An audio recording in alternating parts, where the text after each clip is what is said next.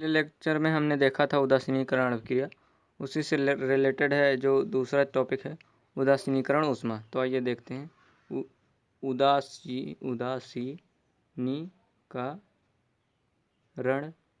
उदासीनीकरण ऊष्मा। तो उदासीनीकरण ऊष्मा क्या होती है? कोई जब रिएक्शन होता है तो उसमें कुछ ऊष्मा निकलती है, मतलब गर्मी, हीट निकलती है। जैसे हम कुछ भी बनाते हैं या पकाते हैं तो उसमें भी निकलता है, जैसे HCl + NaOH, sign of arrow, NaCl + H2O। तो प्लस किलो कैलोरी, 13.7 और जो नोट्स आता है आप उसे साथ में लिख लीजिए और वीडियो को रोक दीजिएगा। और जो होती है ऊष्मा 13.7 किलो कैलोरी, इसी को हम उदासीनीकरण ऊष्मा कहते हैं।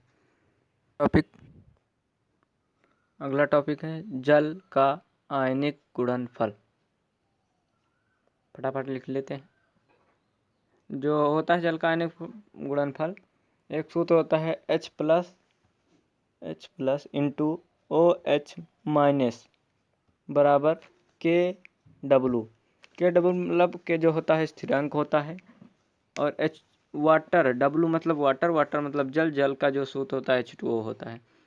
तो W मतलब हो गया वो H2O वाटर, और के जो होता है कि स्थिरांक होता है, एक उसका मान क्या होता है, स्थिरांक आता है, वो आप जानते हैं सूत्र में आता। तो ये सारी चीज़ें, और H+ × OH- के सांताओं के गुणनफल को जल का आयनिक गुणनफल कहते हैं, और इसे KW से प्रदर्शित करते हैं। तो 25 डिग्री सेल्सियस पर इसका मान क्या होता है? 25 डिग्री सेल्सियस पर इसका मान 10 की घात -14 होता है। 10 की घात -14। तो KW का मान ये होता है, और इस पे हम सूत्र में भी लिख सकते हैं, और ये हमारा फॉर्मूला है। इसे सूत्र कई क्वेश्चन लगेंगे। और अगला, इसमें H+ × OH- के सांताओं के गुणनफल को जल का आयनिक गुणनफल कहते हैं। यहाँ पर हम नोट्स देते हैं, आप वीडियो को रोक करके लिख लीजिएगा। अगला टॉपिक हमारा जो है, अगला टॉपिक सूचक जैसे सूचना देने वाले को हम सूचक कहते हैं। तो जैसे अभिक्रिया, वह पदार्थ जो अभिक्रिया पूर्ण होने की सूचना देते हैं उन्हें सूचक कहते हैं। जैसे हम बताते हैं Na+ OH- उत्क्रमणीयता का चिन्ह, फिर NaOH ये बना, और इसको बनने की, अभिक्रिया पूर्ण होने की पूर्ण रूप से सूचना देते हैं, उन्हीं को हम सूचना देते हैं, उन्हें हम क्या कहते हैं? सूचक। तो सूचक, और एक हमारे मन में होता है अम्ल क्षार सूचक, ये है आपके टॉपिक में।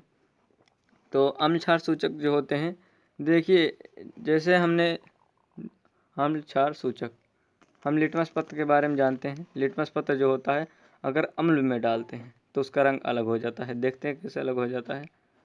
तो अगर हम अम्ल में डाल रहे हैं, जैसे अगर हम अम्ल को ले रहे हैं, कोई अम्ल है, लिटमस पत्र आप जानते हैं, लिटमस पत्र। तो नीला अगर रहेगा लिटमस पत्र, क्या नीला, अगर हम नीला लिटमस पत्र ले रहे हैं तो उसको अगर हम उसमें अम्ल में घोरेंगे तो लाल हो जाएगा। और अगर लाल लिए हैं और लाल को नीला कर दे रहा है, लाल को नीला हो जाएगा अगर हम घोरेंगे। नीला अगर लाल हो रहा है तो वो क्षार लिख रहे हैं, अम्ल रहेगा, अम्ल। नीला अगर लाल हो रहा है तो अम्ल है, और लाल अगर नीला हो रहा है तो समझ लेंगे कि वो क्षार है हमारा। तो ये हम समझ सकते हैं। ऐसे ही फिनाफ्थैलीन होता है, मेथिल ऑरेंज होता है, रंग बदलता है। तो बस वही हमारा है कि वह पदार्थ जिनके जलीय विलयन में पहले विलयन में पहला रंग और दूसरे विलयन में दूसरा रंग होता है, उसे हम सूचक कहते हैं। जैसे यहाँ अम्ल क्षार सूचक लिखा है, आप नोट कर लें। अगला हमारा टॉपिक है धावन सोडा, जो कि इम्पोर्टेंट है। इसका सूत्र पूछ लिया जाता है। Washing washing WASING washing SODA। Lockdown चल रहा है और यहाँ पर मिल नहीं रहा है मार्कर किंग की, इसलिए थोड़ा दिक्कत है। और सोडियम, इसका रासायनिक नाम जो होता है सोडियम कार्बोनेट डेकाहाइड्रेट। और अणुसूत्र जो होता है अणुसूत्र Na2CO3 × 10H2O होता है। और बनाने की जो विधि होती है इसकी, यह आप याद कर लीजिएगा, यह आता है। बनाने की विधि जो प्रयोगशाला विधि है, प्रयोगशाला विधि में करते क्या हैं, प्रयोगशाला विधि में हम एक कास्टिक सोडा लेते हैं।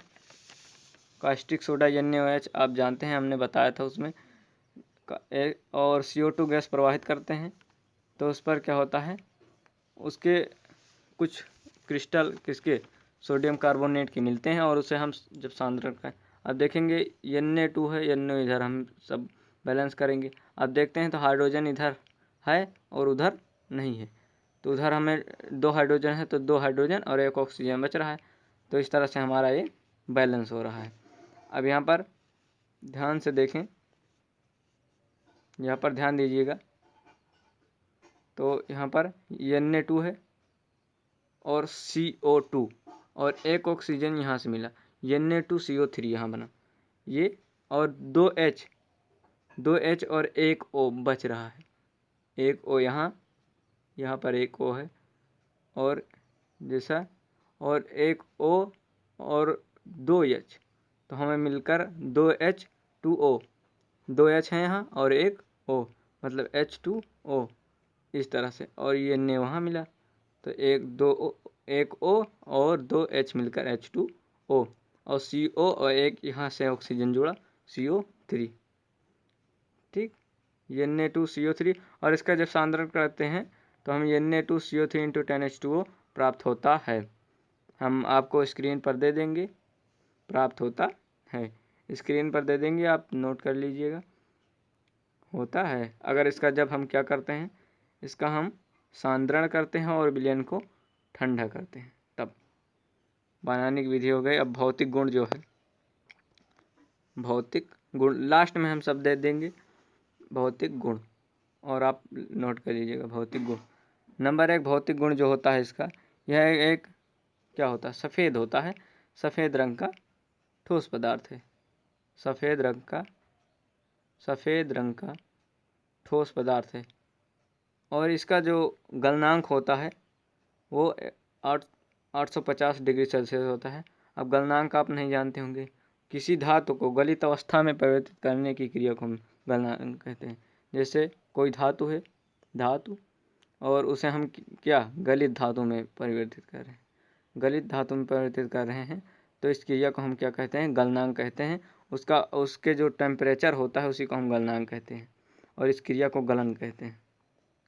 ठीक, अब जो और भौतिक गुण इसका होता है, ये जल में विलीय है, ये भी आप लिख सकते हैं। अगला टॉपिक रासायनिक गुण, यहाँ पर मार्कर की कमी होती हुई आ रहा है कुछ। भौतिक गुण, भौतिक गुण यहाँ पर बहुत सारे हैं। पहला मैं लेता हूँ, पहला जो है हमारा ऊष्मा का प्रभाव। क्या, ऊष्मा का प्रभाव, effect of temperature, effect of temperature, ऊष्मा का प्रभाव। ऊष्मक प्रभाव क्या होता है, किसमें के कुछ क्रिस्टल जल जो होते हैं निकल जाते हैं। जैसे कि हम ले रहे हैं Na2CO3 × 10H2O जो हमारा होता है साइनेफेरो, उसे हम क्या करेंगे, शुष्क हवा में गर्म करेंगे, वायु की उपस्थिति में, मतलब वायु की उपस्थिति में क्या करेंगे, गर्म करेंगे। गर्म करने पर क्या होता है, Na2CO3 × H2O और प्लस 9H2O, 9 H2O निकल जाते हैं। तो इस तरह से हमारा क्या हो रहा है कि इसमें से कुछ क्रिस्टल जल के निकल जा रहे हैं। तो इस तरह से देखा जाए तो यहाँ 9 में से एक H वहीं पर है अपनी जगह पर, और जो है इसमें से 9 H2O जो है अलग हो गए हैं यहाँ पर। तो इस तरह से हमारा ये रिएक्शन हो रहा है। और अगला जो है इस तरह Na2CO3 + 9H2O प्राप्त होता है। अगला जो है अम्लों से अभिक्रिया।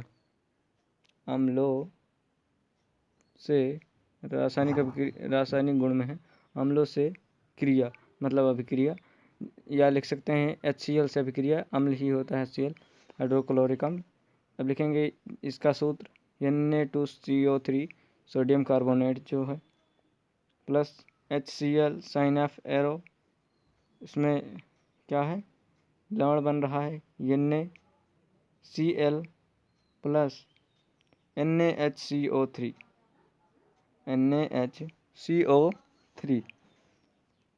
ये बन रहा है। अब देखते हैं यहाँ पर ध्यान से देखा जाए तो 2 Na और 2 Na इधर है इस तरह से, और CO3 वहाँ है, और H वहाँ है, और Cl यहाँ है, मतलब ये बैलेंस है। करण का दूसरा स्टेप NaHCO3 जो हमें बना था, फिर इसमें HCl मिलाएंगे, HCl sign of arrow NaCl plus H2O plus CO2। तो यहाँ पर हम देखेंगे एक Na, एक Cl,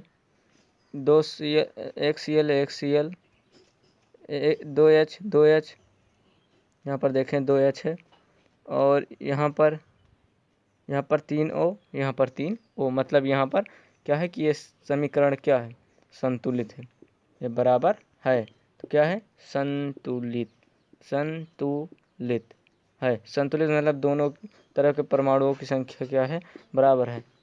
ये क्या है अम्लों से क्रिया का दूसरा स्टेप है, अम्लों से क्रिया दूसरा स्टेप है।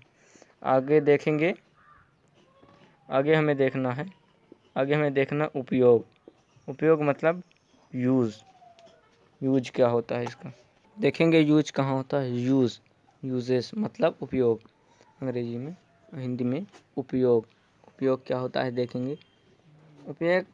उपयोग इसका क्या होता है कि हम कांच तथा कागज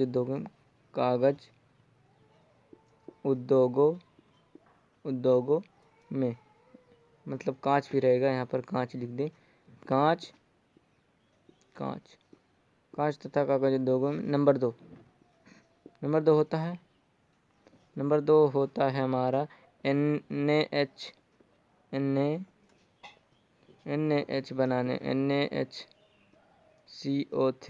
बनाने में होता है इसका उपयोग हमारा बनाने में। इस प्रकार हमारा ये धावन सोडा ख़त्म होता है। यहाँ पर हम धावन सोडा जो हम पढ़ाए हैं शुरू से लेकर लास्ट तक का सारा नोट्स दे रहे हैं, आप नोट कर लीजिए, और वीडियो पसंद आएगा तो आप लाइक कर दीजिए। वैसे मैं जल्दी से कहता नहीं पर कह रहा हूँ, सब्सक्राइब भी कर दीजिए।